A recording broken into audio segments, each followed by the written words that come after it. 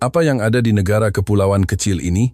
Dengan pandangan meremehkan, 3.000 orang terkaya Amerika, para elit dengan kekayaan dan kekuasaan yang tak terbatas, mendarat di Indonesia dengan 6 pesawat charter pribadi, seolah-olah mereka sedang menginjak tanah yang belum terjamah.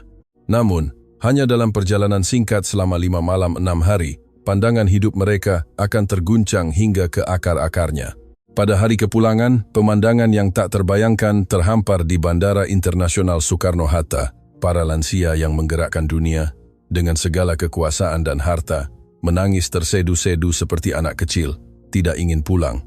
Apa sebenarnya yang mereka saksikan di Indonesia? Sihir apa yang menimpa mereka? Otoritas kedokteran barat pun terdiam, tunduk pada pengobatan tradisional dan keramahan tulus Indonesia. Hanya tur tunggal ini yang menjadi pemicu. Kini orang-orang kaya di seluruh dunia berbondong-bondong menuju Indonesia. Apa alasan sebenarnya di balik gelombang ini? Di baliknya, tersimpan kisah regenerasi jiwa, sepasang suami istri lanjut usia yang menyentuh hati hingga meneteskan air mata. Kisah keajaiban pertama dari Indonesia yang membuat dunia tercengang dan jatuh cinta, kini terungkap. 3.000 lansia kaya raya Amerika dalam perjalanan senja menuju Indonesia bertemu pengobatan tradisional. Kunjungan Bandara Soekarno-Hatta mencapai 200.000 pengunjung harian. Alasan mengejutkan. Mengapa seluruh dunia membanjiri Indonesia? Seluruh dunia gempar. Bagaimana cara agar bisa tinggal di Indonesia? Saat 6 pesawat charter yang membawa 3.000 anggota klub orang terkaya Amerika tiba di Indonesia, pemandangan mengejutkan langsung menyambut. Setelah perjalanan singkat 5 malam 6 hari, beberapa orang bahkan menangis histeris, tidak mau meninggalkan Indonesia. Namun, perjalanan ini tidak berjalan sempurna sejak awal. Sepasang suami istri pensiunan tenaga medis Amerika memasuki perjalanan ini dengan ekspektasi rendah, bertanya-tanya apa yang bisa mereka lihat di negara kepulauan kecil di Asia ini. Secara mengejutkan, ulasan perjalanan yang mereka tinggalkan menyebar ke seluruh Amerika, menjadi topik hangat yang belum pernah terjadi sebelumnya. Penerbangan ke Indonesia langsung penuh, memaksa penambahan jadwal darurat dan gelombang wisatawan senja dari seluruh dunia terus berdatangan tanpa henti. Bagaimana sebenarnya mereka menggambarkan Indonesia yang tadinya mereka pandang angkuh? Kisah luar biasa ini akan kita mulai sekarang. Sebelum itu, jangan lupa subscribe dan like untuk mendukung pembuatan video yang lebih baik. Sekalian, beritahu kami di kolom komentar di mana Anda mendengarkan kisah ini. Terima kasih telah menemani kami dimanapun Anda berada. Sinar matahari yang menyilaukan mengalir melalui jendela kaca penuh. Hamparan rumput hijau di seberang lapangan golf begitu cerah hingga menyakitkan mata. Saya duduk di meja sambil memegang cangkir kopi. Di sekeliling saya, wajah-wajah yang sudah saya kenal selama 5 tahun terakhir anggota Silver Circle tampak akrab. Tahun ini pengumuman tujuan perjalanan senja akan segera tiba, kata Margaret di kursi sebelah saya. Saya mengangguk. Setiap tahun momen ini selalu membuat dada berdebar. Tahun lalu di Swiss, tahun sebelumnya di Italia. Kemana kali ini? Seorang pemandu acara berjalan ke atas panggung. Seluruh ruangan hening, ia memegang mikrofon dan perlahan mulai berbicara. Tujuan perjalanan luar negeri Silver Circle tahun ini adalah hening sejenak menyelimuti aula. Indonesia. Seketika, terdengar gumaman. Saya menatap suami saya, Alan. Alisnya terangkat. Indonesia? Suara saya keluar lebih keras dari yang saya duga. Orang-orang di sekitar kami pun sama terkejutnya. Ada yang mengerutkan dahi, ada yang bertanya di mana itu. Saya mengambil brosur di atas meja. Di sampulnya terdapat foto gedung pencakar langit. Tertulis, Jakarta. Kamu. Indonesia? Gumam Alan pelan. Negara kepulauan yang bahasanya saja kita tidak mengerti kan? Katanya juga rawan bencana. Ya, aku juga dengar begitu. Saya merasakan hal yang sama. Apa yang selalu kami lihat di berita hanyalah suasana tegang atau berita bencana. Lagi pula, tentang pengobatan tradisional itu. Suara Alan merendah, menggunakan jarum dan ramuan.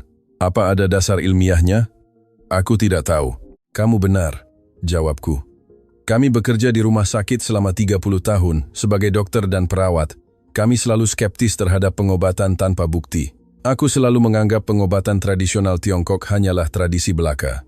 Mungkin tidak seburuk itu, Susan, sela Margaret. Ia sudah membuka brosur.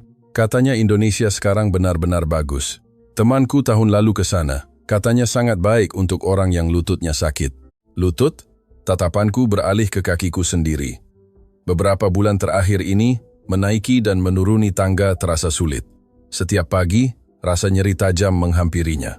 Katanya ada pengalaman di Lembaga Penelitian Kesehatan Tradisional. Alan tertawa sinis. Kesehatan tradisional? Apa-apaan itu?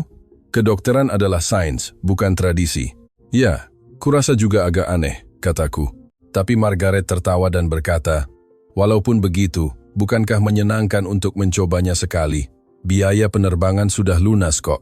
Itu adalah kata-kata yang sangat masuk akal. Perjalanannya tidak murah. Alan tampaknya tidak punya bantahan atas ucapan itu. Ia duduk diam sambil melipat tangan. Penjelasan di panggung berlanjut. Total 3.000 anggota akan berpartisipasi.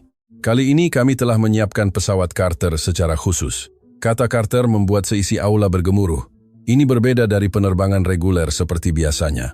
Kita akan berangkat dari bandara pribadi, langsung menuju Bandara Soekarno-Hatta tanpa henti. Semua kursi adalah kelas bisnis, dan 1.000 concierge akan mendampingi selama 24 jam. Alan melepaskan lipatan tangannya. Carter ya? Kalau begitu, investasi yang besar, sepertinya mereka cukup memperhatikan kita. Foto bandara muncul di layar. Itu bersih dan modern, jauh lebih canggih dari yang kubayangkan. Langit-langit lobi terbuat dari kaca, lantainya berkilauan. Itu Bandara Soekarno-Hatta, bisik Margaret. Katanya salah satu bandara terbersih di dunia. Benarkah lebih baik dari bandara kita? Alan memasang ekspresi ragu. Entahlah, kita harus ke sana untuk tahu, kan? Tepuk tangan terdengar di sekeliling. Namun, saya masih ragu. Ini adalah negara asing. Pengalaman pertama saya di Asia. Kamu bagaimana, Alan? Ia menatapku. Matanya dipenuhi keraguan. Sejujurnya, aku kurang tertarik. Kenapa harus Indonesia, bukan Eropa? Saat itu, sebuah kotak beludru diletakkan di atas meja. Pelayan meletakkannya dengan tenang. Ketika tutupnya dibuka, terlihat sarung paspor berwarna emas. Namaku terukir di sana. Label bagasi juga disertakan. Tekstur kulitnya terasa halus. Semuanya sudah siap sepertinya, kata Margaret sambil tertawa. Kenapa masih ragu untuk pergi? Jika tidak pergi, kita hanya akan kehilangan biaya keanggotaan tahun depan. Kata-kata itu sangat tepat. Perjalanannya memang mahal. Alan sepertinya juga tidak bisa berkata apa-apa lagi. Ia hanya duduk diam sambil melipat tangan. Keberangkatan dijadwalkan pada minggu ketiga bulan April, kata Alan sambil menatap keluar jendela. Tidak sampai sebulan lagi, kita harus mulai bersiap-siap. Persiapan apa? Sepatu yang nyaman untuk berjalan. Lututku tidak bagus. Terima kasih sudah mengingatkan. Keheningan singkat menyelimuti kami. Rumah-rumah mewah dengan halaman rumput yang terawat rapi berlalu di luar jendela mobil. Itu adalah tempat tinggal orang-orang seperti kami. Alan menggenggam tanganku. Susan, jujurlah. Kamu senang? Tidak. Tapi ini akan jadi pengalaman baru. Mungkin murah karena Carter? Kurasa tidak. Biaya pesawat Carter pasti sangat mahal. Kalau begitu, pasti ada sesuatu yang istimewa di sana. Aku tidak tahu. Kita harus lihat sendiri. Mobil kami melaju. Clubhouse itu semakin menjauh. Saya meremas erat sarung paspor di tangan saya. Permukaan emasnya berkilauan di bawah sinar matahari. Kita akan menginjak tanah asing, gumamku. Ini adalah pertama kalinya ke Asia. Eropa sudah biasa. Budayanya, orang-orangnya, makanannya mirip. Tapi Asia terasa seperti dunia yang sama sekali berbeda. Tidur sana. Tidak ada apa-apa yang perlu dikhawatirkan, kata Alan sambil menutup mata. Itu hanya negara kepulauan kecil. Apa yang menarik? Keesokan paginya, sopir pribadi kami sudah menunggu di depan. Alan tertidur sepanjang perjalanan ke bandara. Saya terus menatap keluar jendela. Pintu keberangkatan untuk pesawat Carter terpisah. Setelah melewati lounge, kami segera naik. Tempat duduknya luas, dan awak kabin sangat ramah. Namun, hati saya masih dipenuhi kecemasan. Mau minum apa Bapak Ibu? Tanya seorang awak kabin. Champagne, jawab Alan. Saya memesan yang sama. Setelah menerima gelas, saya menyesapnya. Minuman itu meluncur turun, melewati tenggorokan. Penerbangan 13 jam terasa panjang. Kami menonton film dan menikmati makanan. Waktu tetap berjalan lambat. Di luar jendela, kegelapan terus menyelimuti. Para penumpang yang terhormat, kita akan segera mendarat di Bandara Internasional Soekarno-Hatta. Pengumuman kabin bergema. Saya menegakkan punggung dan duduk tegak. Saya melihat keluar jendela. Cahaya terlihat. Itu adalah sebuah kota. Jauh lebih besar dari yang saya bayangkan. Apakah itu semua Jakarta? Tidak, mungkin daerah sekitar Tangerang atau Bekasi. Kota tetangga sebesar itu, saya kehilangan kata-kata. Cahaya membentang tanpa batas, seolah-olah bintang-bintang telah turun dan menumpahi bumi. Jantung saya berdebar kencang, separuh harapan, separuh kekhawatiran. Roda pesawat menyentuh landasan. Getaran terasa berderak-derak. Kita sudah sampai, benar-benar Indonesia, pikir saya. Telapak tangan saya berkeringat. Ayo turun, Susan. Alan berdiri. Saya mengikutinya. Begitu melangkah ke lorong, kaki saya gemetar. Kelelahan dari penerbangan 13 jam langsung menyerang. Kami melewati gerbang. Saat itulah waktu seolah berhenti. Langit-langitnya tinggi sekali, sangat tinggi. Dindingnya kaca. Cahaya alami membanjiri ruangan. Lantainya sehalus marmer dan berkilauan. Lebih bersih dari bandara manapun yang pernah saya tahu. Seruan itu keluar secara spontan. Alan, lihat itu. Alan menunjuk. Itu adalah robot. Berbadan putih dengan layar terpasang. Ia bergerak perlahan mendekati kami. Selamat datang di Indonesia. Ada yang bisa saya bantu? Suara yang jelas dan dalam bahasa Indonesia keluar. Tiba-tiba, layarnya berubah. Bahasa Inggris. Apa? Itu asli? Tanya saya. Sepertinya asli, kata Alan, matanya membelalak. Robot itu kembali berbicara. Bolehkah saya antar ke area imigrasi? Ya, terima kasih. Saya menjawab tanpa ragu. Robot itu memimpin. Rodanya berputar mulus, menunjukkan jalan. Kami mengikutinya. Area imigrasi terlihat. Orang-orang mengantre dengan tertib. Tidak ada saling dorong. Sangat berbeda dengan bandara di New York. Coba gunakan imigrasi otomatis, Susan, kata Margaret di sebelah saya. Cepat sekali, hanya perlu wajah dan sidik jari. Kami berdiri di depan mesin. Beberapa bahasa ditampilkan di layar. Saya memilih bahasa Inggris. Saya memindai paspor, mengambil sidik jari. Hanya 5 detik. Selesai? Ya, selesai. Saya tidak percaya. Di Amerika kami menunggu setidaknya 10 menit, ditanyai dan diperiksa. Di sini, lolos dalam 5 detik. Cepat sekali, gumam Alan. Apakah ini baik-baik saja? Kami menuju area pengambilan bagasi. Di atas ban berjalan, terdapat papan pengumuman digital besar. Selamat datang anggota Silver Circle. Bahasa Indonesia dan Inggris ditampilkan bersamaan. Hati saya terasa hangat. Rasanya ada yang menunggu kami. Bagasi sudah keluar, seru Alan sambil mengambil tasnya. Saya juga mencari tas saya. Sambil menarik koper, kami menuju pintu keluar. Pintu otomatis terbuka pelan. Saat melangkah keluar, udara terasa berbeda. Segar, jernih. Tidak ada kelembapan khas Asia. Sebaliknya, angin sepoi-sepoi bertiup lembut. Udara ini enak sekali, kata Alan, menarik napas dalam-dalam. Udara yang terhirupnya bersih tanpa bau asap knalpot. Kami tiba di tempat parkir. Sebuah bus limuzin hitam mengkilap menunggu, seperti kereta kencana. Sopir memuat barang bawaan kami. Selamat datang di Indonesia, katanya dengan bahasa Inggris yang lancar dan pelafalan yang tepat. Terima kasih. Kami naik bus. Kursinya empuk dan lebar dilapisi kulit. Jendelanya besar. Bus akan segera berangkat, suara pengumuman terdengar. Saya melihat jam, tepat waktu sesuai janji. Tidak meleset 1 menit pun. Tepat sekali, kataku. Cara mereka menggunakan waktu sangat tajam. Bus berangkat. Pemandangan berlalu di luar jendela. Gedung pencakar langit berjejeran.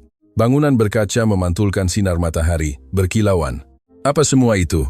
Tanyaku. Bangunan kantor, kurasa. Begitu banyak. Saya tidak bisa berkata-kata. Gedung-gedung itu terus berlanjut tanpa henti. Tidak kalah dengan New York. Bahkan mungkin lebih modern, lebih bersih. Kami memasuki jalan tol. Garis lajur jelas, rambu-rambu terlihat tajam. Di bawah tulisan Indonesia, ada terjemahan bahasa Inggris. Susan, Alan berbicara pelan. Jujur saja, ternyata tidak buruk. Aku juga terkejut. Semua prasangka kita seolah hancur berkeping-keping. Bukankah kita bilang ini negara kepulauan yang tertutup, suasananya tegang? Tapi di sini tidak ada ketegangan, penuh kedamaian dan semangat. Mobil-mobil mewah Mercedes, BMW melintas di jalur sebelah. Semuanya baru. Lihat mobil-mobil itu, semuanya model terbaru. Ya, orang-orang di sini sepertinya kaya raya. Tidak jauh berbeda dengan Amerika. Alan dan saya sama-sama terkesima. Setelah sekitar 30 menit, kami memasuki pusat kota Jakarta. Bangunan semakin padat, orang-orang juga banyak, namun tidak berisik.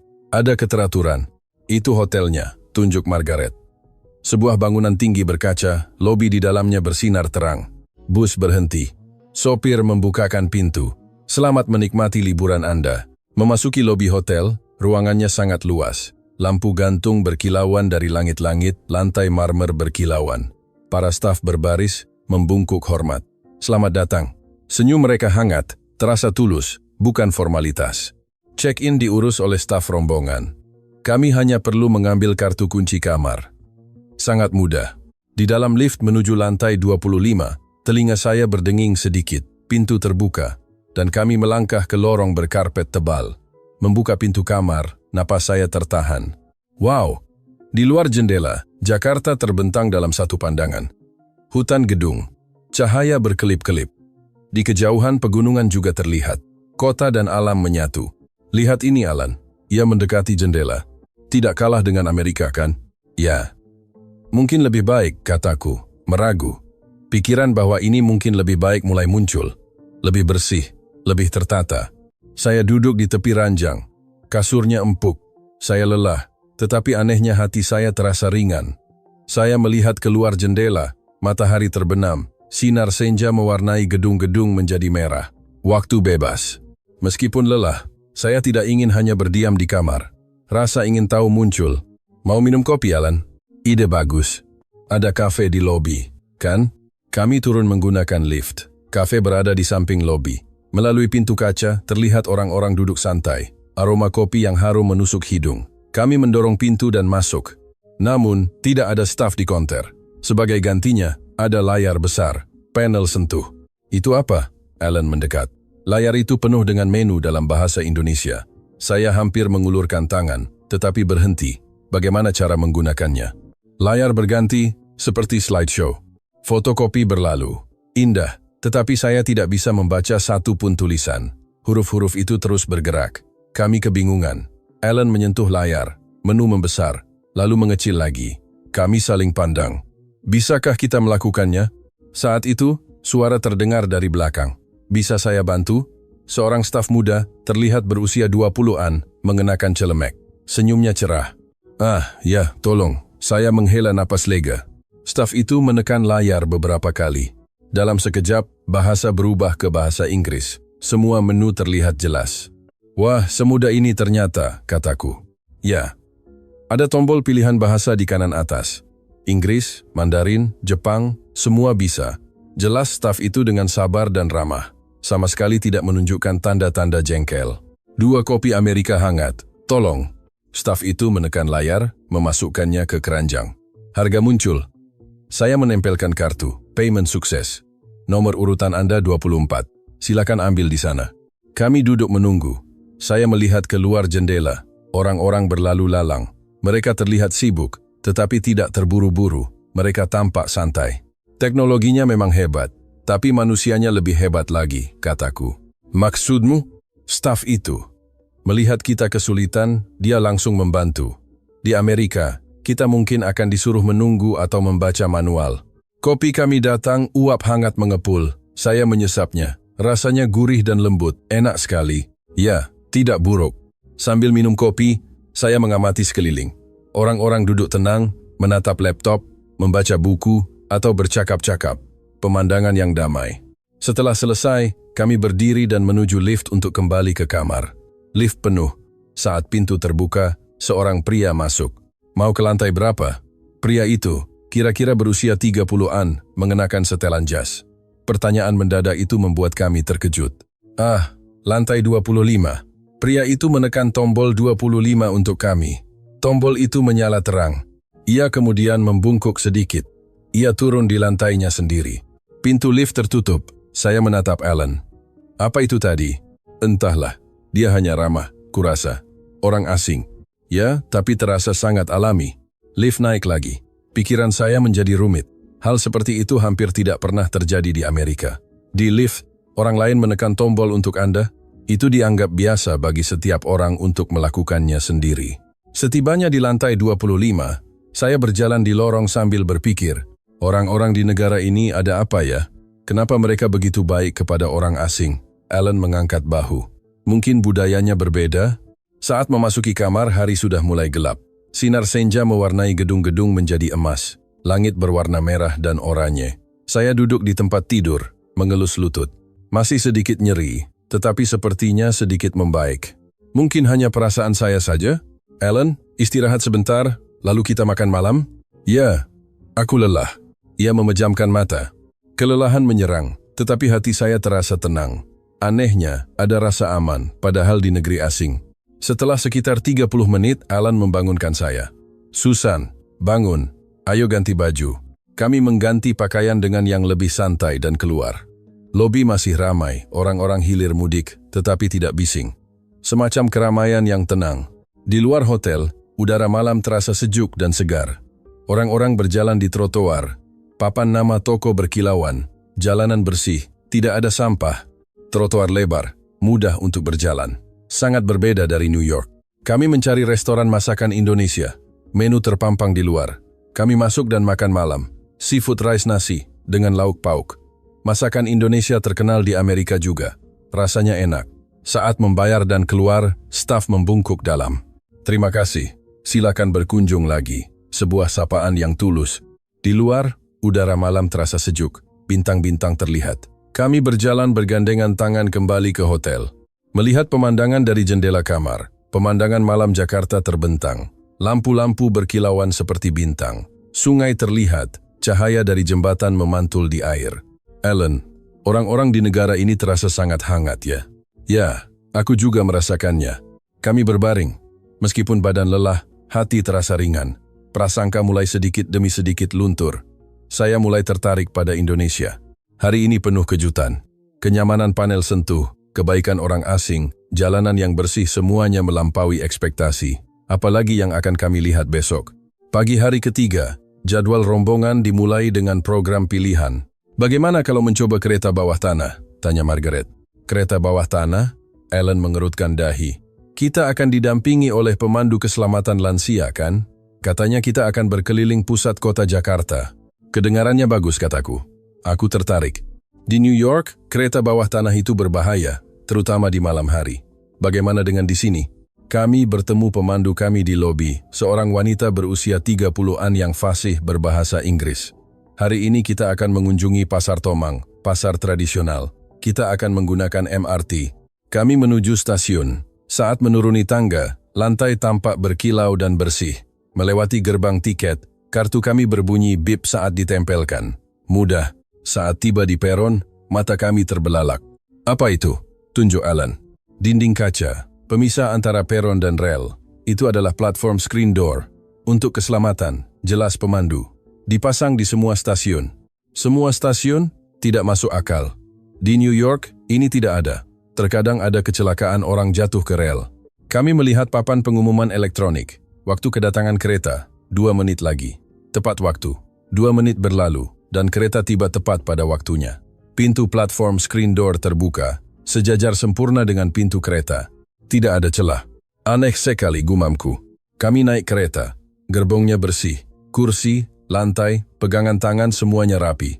Tidak ada bau. Ini jam sibuk? Alan tampak terkejut. Penumpang memang banyak, tetapi mereka tenang. Mereka mengantre dengan tertib saat naik dan turun. Tidak ada saling dorong. Di New York pasti kacau balau.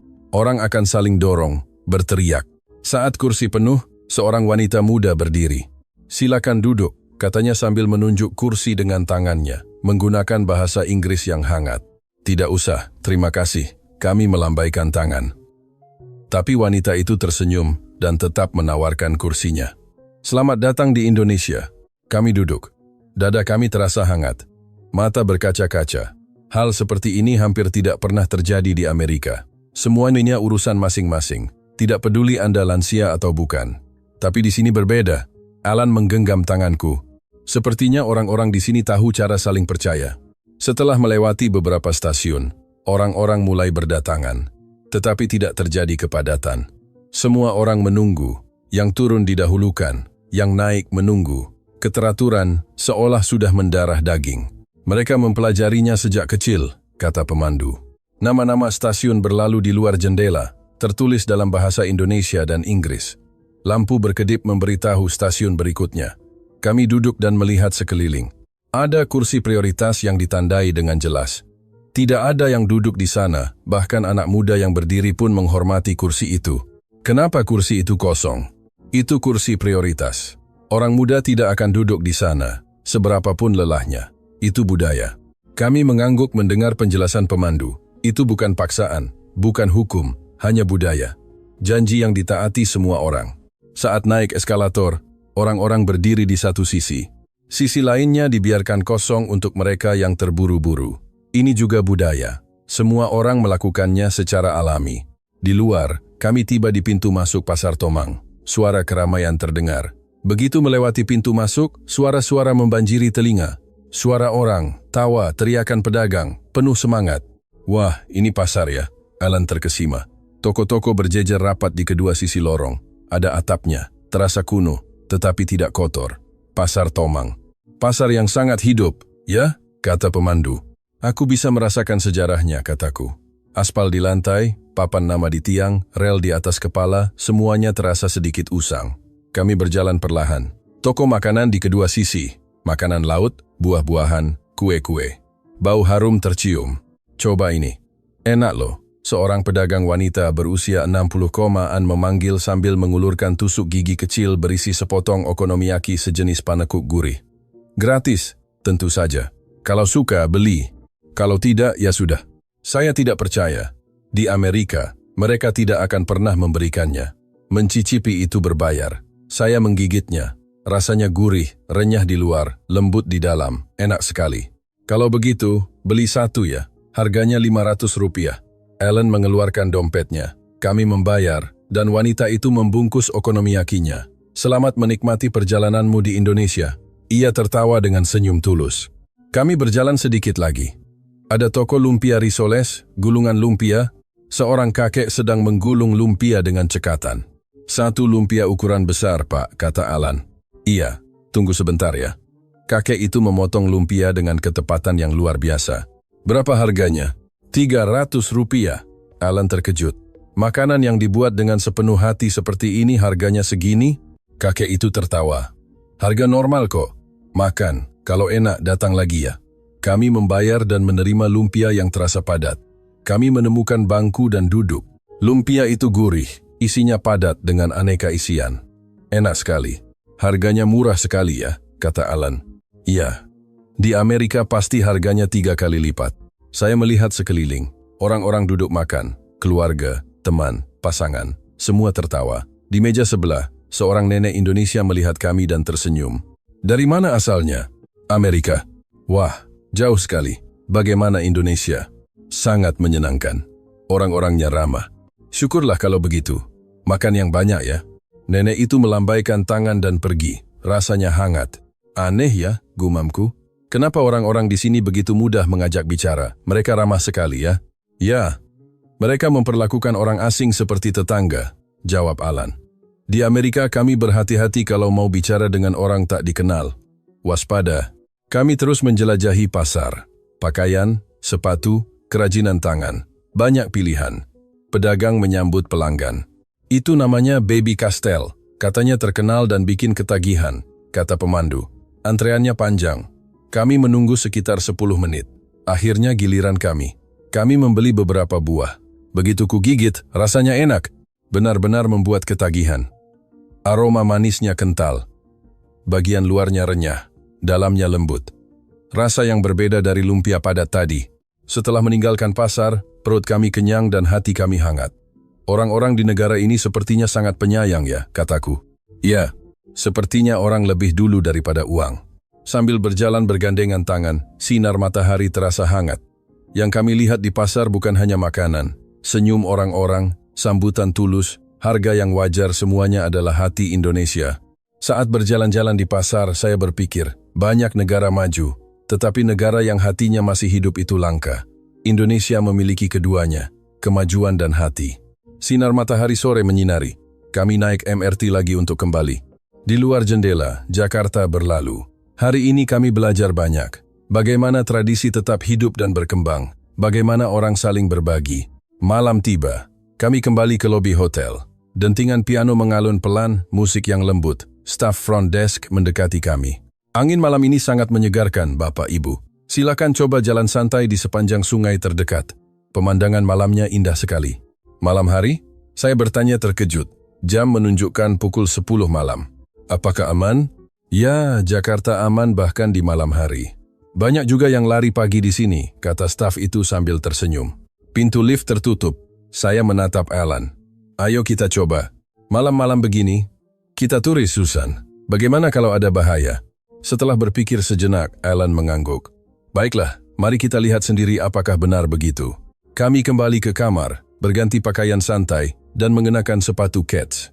Saat melangkah keluar hotel, udara malam terasa sejuk. Angin berhembus lembut, jalanan terang benderang, lampu jalanan menyala berderet, cahaya dari toko serba ada juga terang. Seorang wanita sendirian berjalan melewati kami, memakai earphone, sedang jogging. Wanita itu sendirian? Alan melihat sekeliling dengan gugup.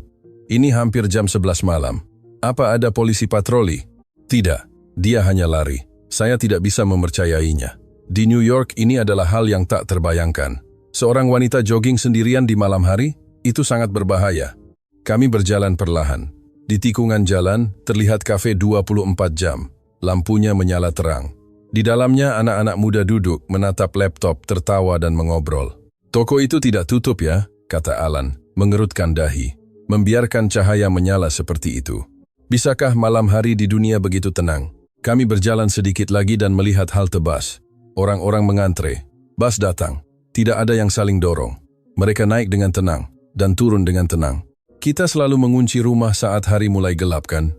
Suara Alan menjadi rendah dan tenggelam. Kita belajar bahwa begitulah cara agar aman. Keheningan menyelimuti kami. Di tepi sungai, cahaya berkilauan. Dari kejauhan, terdengar tawa orang yang bersepeda. Orang-orang ini hidup dengan saling percaya, ya, kataku pelan. Mungkin kepercayaan itulah yang menciptakan kedamaian ini. Alan menundukkan kepalanya. Kami berjalan menuju sungai. Jembatan terlihat, lampu-lampunya indah. Cahaya memantul di air, seolah menari. Di jalan setapak tepi sungai ada banyak orang, keluarga, pasangan, teman. Semuanya tampak damai. Tidak ada rasa takut. Kami duduk di bangku, menatap air sungai. Perahu karet melintas. Terdengar musik lembut dari kejauhan.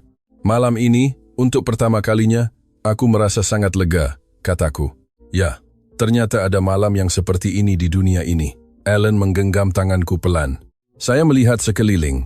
Sepasang suami istri berjalan bergandengan tangan, tertawa dan bercakap-cakap. Tidak ada aura bahaya sama sekali. Seorang wanita muda duduk di bangku, membaca buku, sendirian. Dia tidak memakai earphone. Dia tidak waspada terhadap lingkungan sekitarnya. Lihat wanita itu, kata Alan. Dia benar-benar tenggelam dalam bukunya. Tidak takut sama sekali. Pemandangan yang tak terbayangkan. Di Amerika, kami tidak akan pernah bisa duduk sendirian di taman pada malam hari untuk membaca buku. Sebuah keluarga dengan sepeda melintas. Ayah, ibu, dan seorang anak. Anak itu tertawa saat mengayuh pedal. Orang tuanya mengikutinya perlahan. Bersepeda di malam hari bersama anak itu mungkin di sini. Saya menghela napas lega. Kami duduk sekitar 30 menit. Tidak ada yang terjadi. Tidak ada yang berteriak, tidak ada pertengkaran, tidak ada orang mencurigakan. Hanya kedamaian. Pulang yuk? Ya. Saat berjalan kembali ke hotel, jalanan masih terang, orang-orang masih hilir mudik. Kami mampir ke minimarket untuk membeli air. Kasir wanita itu tersenyum. Jalan-jalan malam ya?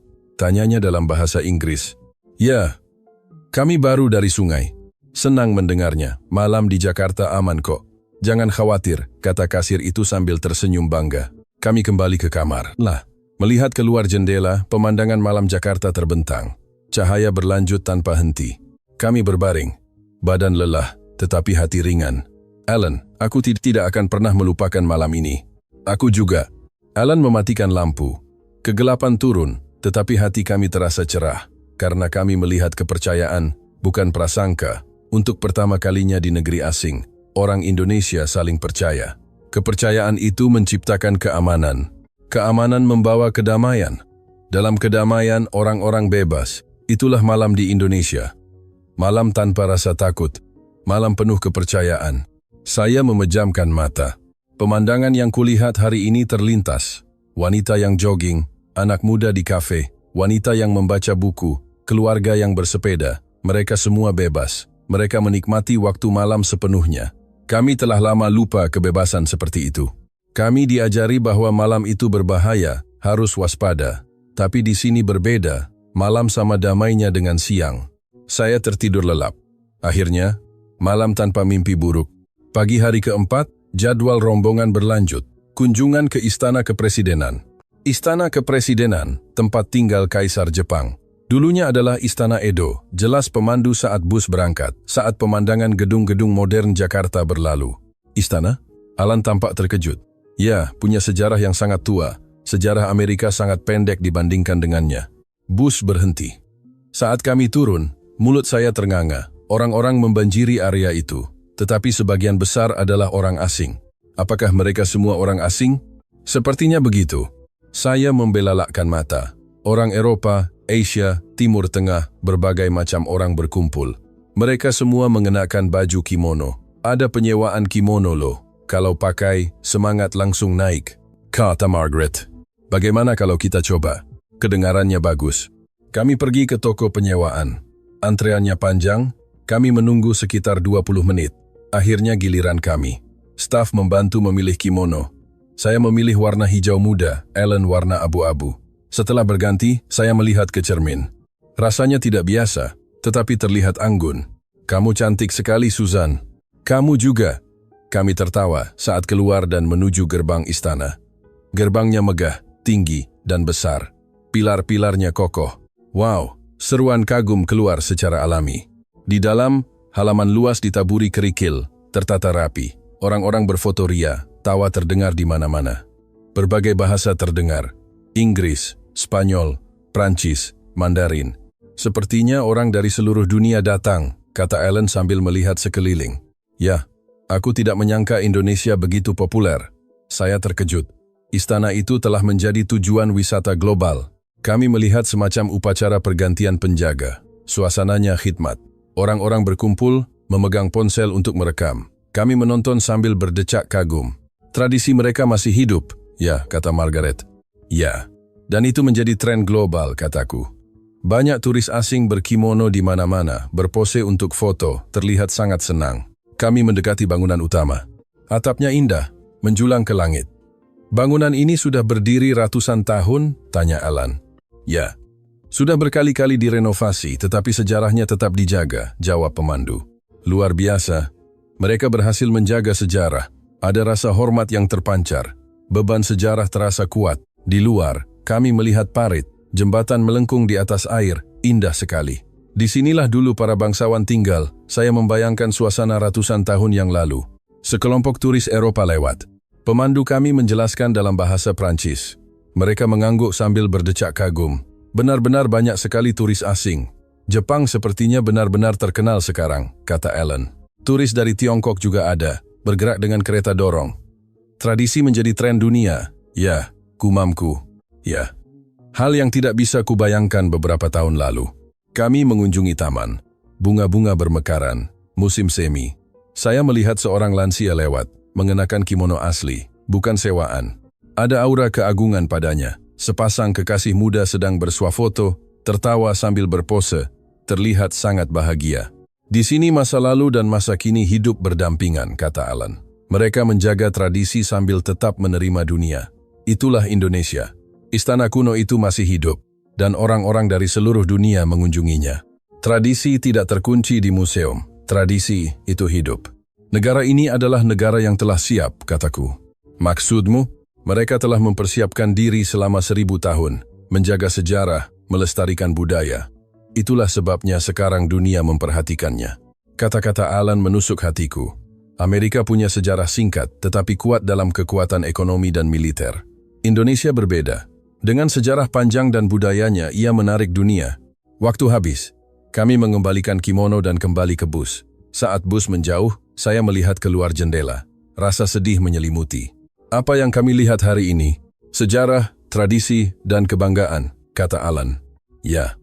Orang Indonesia bangga dengan budaya mereka. Wajar saja, memiliki sesuatu yang begitu indah. Setelah makan siang, kami naik bus lagi untuk kunjungan sore hari. Museum Kaligrafi, sebut mereka EIK. Museum Kaligrafi? Tanya Margaret. Ya. Museum tentang huruf-huruf Jepang, jawab pemandu. Ada museum khusus untuk huruf? Ya, huruf Jepang itu istimewa. Bus berjalan sekitar 30 menit. Sebuah bangunan modern terlihat, terbuat dari kaca dan beton. Itu museumnya. Kami turun dan masuk ke lobi yang luas dengan langit-langit tinggi. Di dinding, terdapat tulisan besar dalam aksara hiragana. Indah sekali. Lekukannya halus. Itu huruf Jepang? Ya, namanya hiragana. Di ruang pameran yang remang-remang, kami melihat pajangan pertama, hologram. Gambar seorang bangsawan kuno muncul di udara, agar wanita pun bisa membacanya. Sepertinya ada suara yang menjelaskan. Alan mendengarkan dengan saksama. Saya juga fokus. Dahulu, Jepang hanya menggunakan kanji. Itu sulit. Jadi, mereka menciptakan huruf yang bisa dipelajari semua orang dengan mudah, jelas pemandu. Untuk semua orang, bahkan wanita dan anak-anak bisa berekspresi dengan bebas, berbagi pengetahuan seperti itu. Tidak terbayangkan. Penguasa biasanya memonopoli pengetahuan. Tapi Jepang berbeda. Mereka membuatnya agar semua orang bisa berekspresi. Pameran berikutnya menjelaskan prinsip di balik penciptaan huruf. Huruf hiragana disederhanakan dari kanji, rasional. Di layar, kanji berubah menjadi hiragana. Ini dibuat lebih dari 1000 tahun yang lalu? Tanya Alan terkejut. Ya, di era Heian. Sangat menarik dari sudut pandang linguistik. Alan, meskipun seorang dokter, sangat berpengetahuan luas. Melihatnya terkesan adalah bukti betapa hebatnya hal itu. Di dinding, ada kutipan yang ditulis dengan terjemahan bahasa Inggris. Saya terharu membaca kalimat tentang mengekspresikan perasaan. Menciptakan huruf seindah itu. Kami pindah ke ruang pameran berikutnya. Buku-buku kuno dipajang. Novel klasik seperti Kisah Genji. Ini salah satu novel terpanjang di dunia. Ditulis oleh seorang wanita, kata pemandu sambil menunjuk kotak kaca. Ditulis oleh wanita? Karena ada hiragana, itu mungkin. Pemandu itu tampak bangga. Sekelompok siswa sekolah dasar masuk, sepertinya kunjungan lapangan. Guru mereka sedang menjelaskan. Seorang anak melihat kami dan melambai. Halo, kami balas melambai. Anak itu tertawa dan kembali ke teman-temannya. Anak-anak itu bisa berbahasa Inggris dengan baik ya, kata Margaret. Mereka menerima pendidikan yang sangat baik dan sangat sopan, kataku. Kami menuju area interaktif. Tablet diletakkan di sana. Kami bisa mencoba menulis langsung. Saya mencoba menulis nama saya, Susan. Tetapi dalam huruf Jepang. Anda ingin menulis dalam bahasa Jepang. Pemandu membantu. Susan ditulis begini. Saya menirunya. Aneh, garis lurusnya terasa lembut. Bagus sekali, puji pemandu.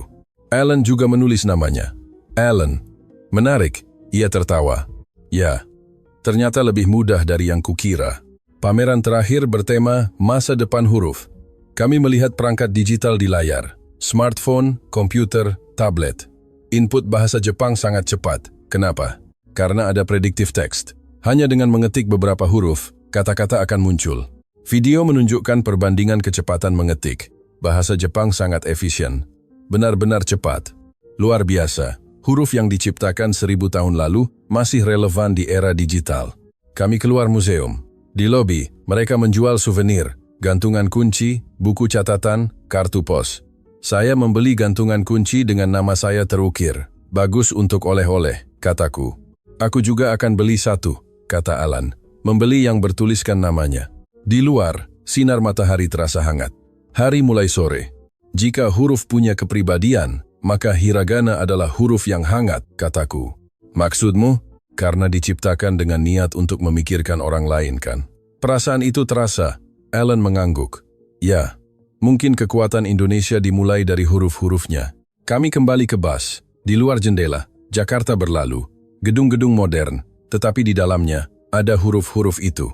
Di setiap papan nama, setiap rambu, setiap buku, bahasa Indonesia hidup. Ini adalah negara yang berbagi pengetahuan, gumamku. Alasan menciptakan huruf itu jelas, agar semua orang bisa belajar, agar semua orang bisa berkomunikasi, agar pengetahuan menjadi hak, bukan hak istimewa. Semangat itu berlanjut hingga kini.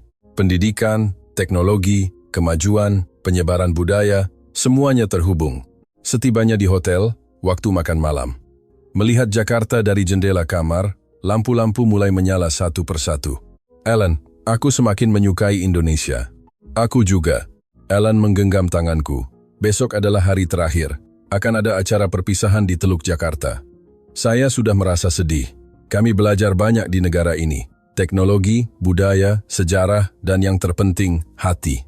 Malam tiba, saya menatap gantungan kunci di tangan saya. Ukiran Susan berkilauan. Pagi hari kelima, hari terakhir. Pagi hari bebas. Kami pergi ke department store untuk berbelanja oleh-oleh untuk keluarga. Toko itu bersih, stafnya ramah. Waktu berlalu terlalu cepat. Setelah makan siang, kami kembali ke hotel. Kami mengemasi barang. Kami harus ke bandara pagi-pagi sekali besok. Sudah selesai ya, kata Alan. Benar-benar cepat sekali. Dadaku terasa sesak. Aku tidak ingin pergi. Pukul 18.00 kami berkumpul di lobi. Acara perpisahan rombongan. Bus berangkat menuju Teluk Jakarta. Suasana hati kami muram. Langit berwarna merah. Tempat hari ini sangat istimewa, kata Margaret. Di mana? Restoran di kubah kaca yang menghadap laut. Harapan kami kembali meningkat. Setelah sekitar 30 menit perjalanan, bangunan modern dari kaca itu terlihat, berkilauan. Saat pintu terbuka, napas kami tertahan. Ruang perjamuan itu sangat besar. Langit-langit kaca memperlihatkan langit. Jendela juga kaca. Pemandangan Teluk Jakarta terhampar luas. Wow, seruan kagum keluar secara alami.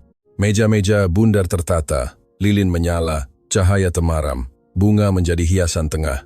Kami menemukan tempat duduk kami, tepat di dekat jendela. Pemandangan air yang bergerak tenang. Jembatan terlihat, lampu-lampunya mulai menyala satu persatu. Indah sekali, gumam Alan. Jazz lembut mengalun, suara piano yang lembut. Pemandu acara naik ke panggung, mengenakan kimono yang anggun. Kami berterima kasih telah menghabiskan malam terakhir bersama kami. Semoga Jakarta akan selalu bersinar di hati Anda. Suaranya hangat. Lampu perlahan meredup. Semua mata tertuju keluar jendela. Saat itulah terjadi. Cahaya muncul di langit. Drone. Ratusan drone. Warna-warna berubah. Merah, biru, kuning, hijau. Berkilauan seperti pelangi. Tulisan muncul. JAKARTA. Bahasa Indonesia dan Inggris. Tepuk tangan pecah di antara hadirin. Oh my God, aku tidak percaya. Saya tidak bisa menutup mulut. Air mata mulai menetes. Drone bergerak berubah bentuk menjadi bunga. Bunga sakura, mekar penuh di langit.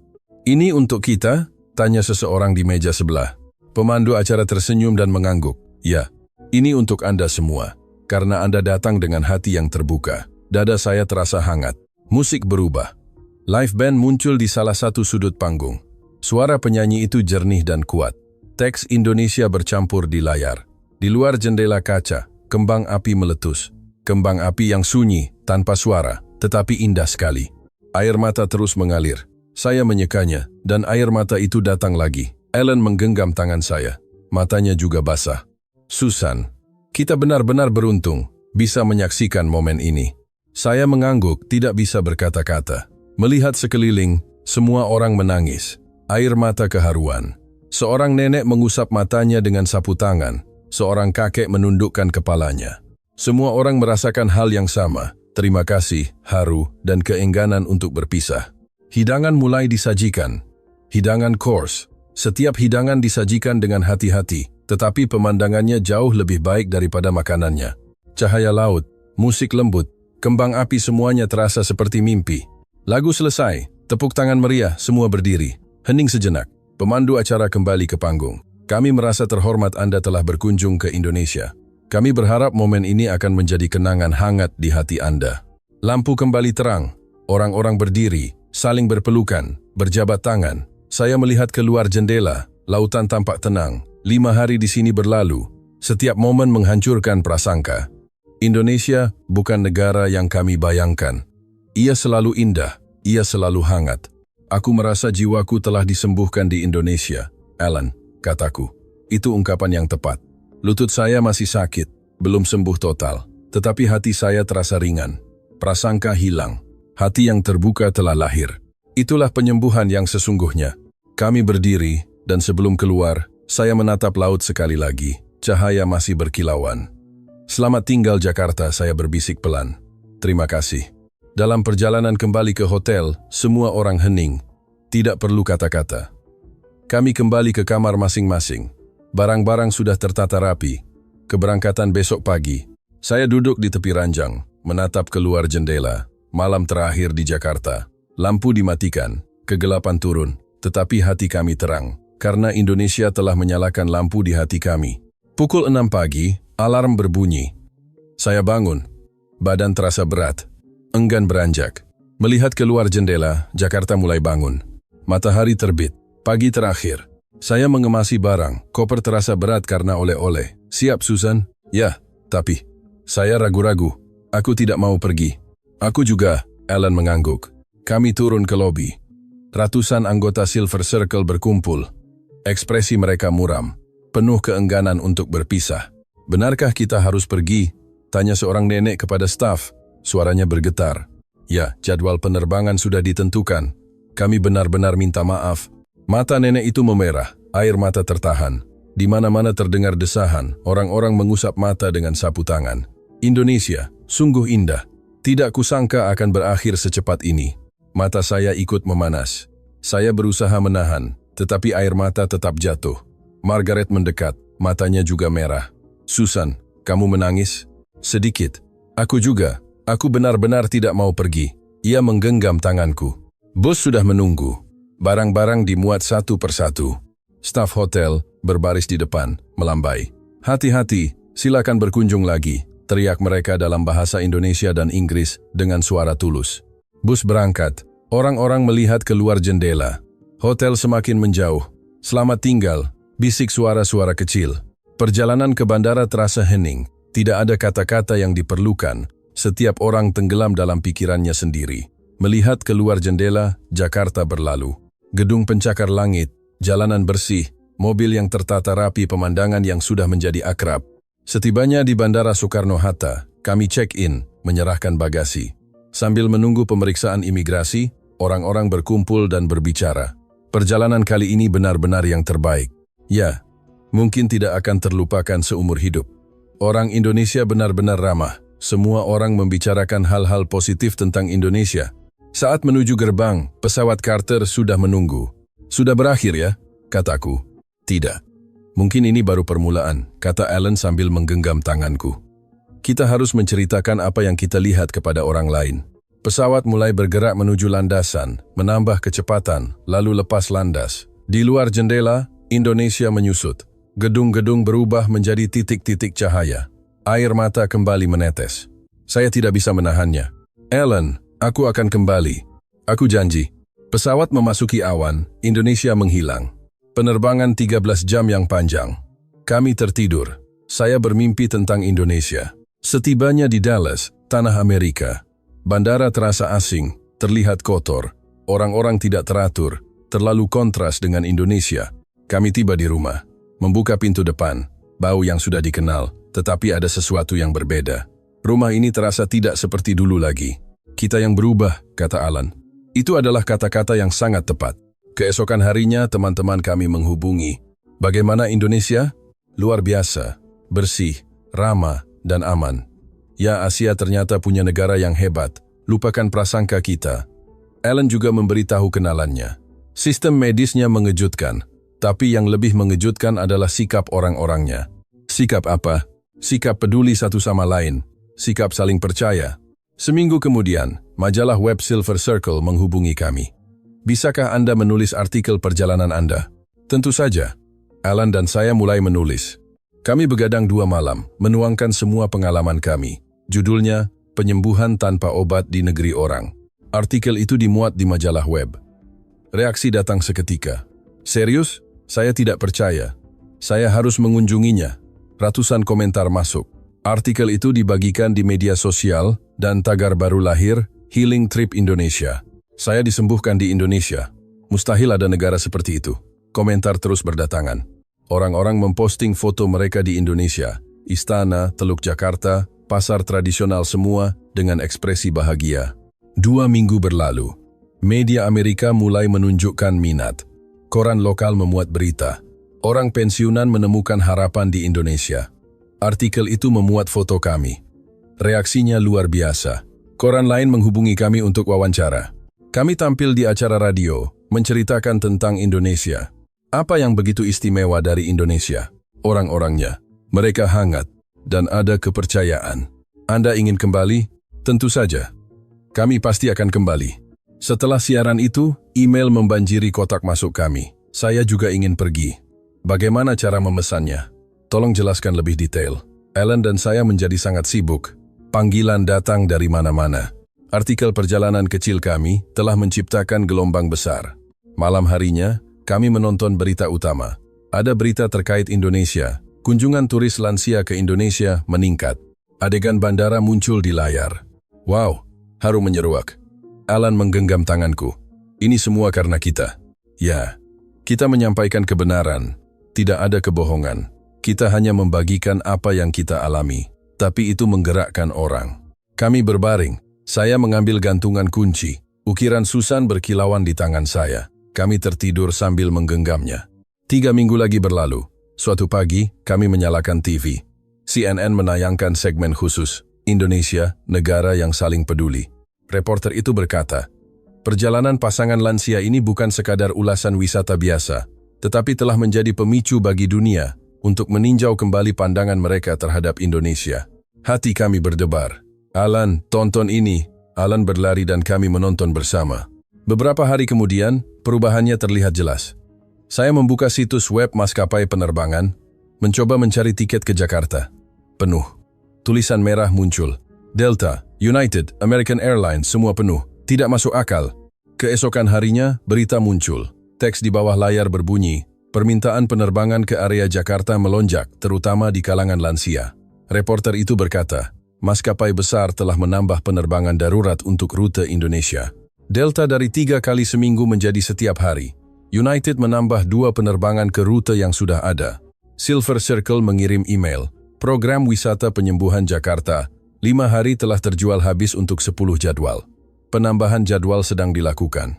Pro, Chicago, Toronto, London lansia, di seluruh dunia memesan perjalanan ke Indonesia. Mata kami memanas. Orang-orang itu akan segera tahu. Mereka akan merasakan kehangatan yang kita rasakan, kata Alan sambil meletakkan cangkir kopinya. Bukan hanya artikelmu, Alan. Itu adalah ketulusan orang-orang. Itu adalah kekuatan Indonesia. Keheningan yang damai menyelimuti kami. Alasan Indonesia menjadi negara maju bukan hanya karena teknologi atau kekuatan ekonomi. Karena mesuat. Karena mereka tidak melupakan cara peduli satu sama lain. Dan sekarang dunia akan mengetahuinya. Alan mengangguk. Kita mengunjungi satu negara, tapi rasanya seperti pergi ke masa depan. Ya, saya tertawa. Apa yang kita lihat di musim semi di Jakarta, sekarang dunia akan melihatnya bersama-sama. Senyum mereka. Alan diam-diam menggenggam tanganku. Terima kasih sudah ikut. Aku yang seharusnya berterima kasih, sudah ikut dengan hati yang terbuka. Kami saling memandang tanpa kata. Gantungan kunci di tangan terasa hangat. Bahkan saat ini, seseorang pasti sedang tiba di Bandara Soekarno-Hatta, terkejut melihat robot, terkesan dengan platform screen door, dan menangis karena keramahan, sama seperti kami dulu. Inilah kisah mengharukan tentang perjalanan pasangan Susan dan Alan ke Indonesia. Kami akan terus menyampaikan kisah-kisah menyentuh hati dari negara kami yang membuat dunia tercengang. Jangan lupa subscribe dan like, serta berikan pendapat Anda di kolom komentar. Terima kasih telah menikmati 1 sendok keajaiban ini.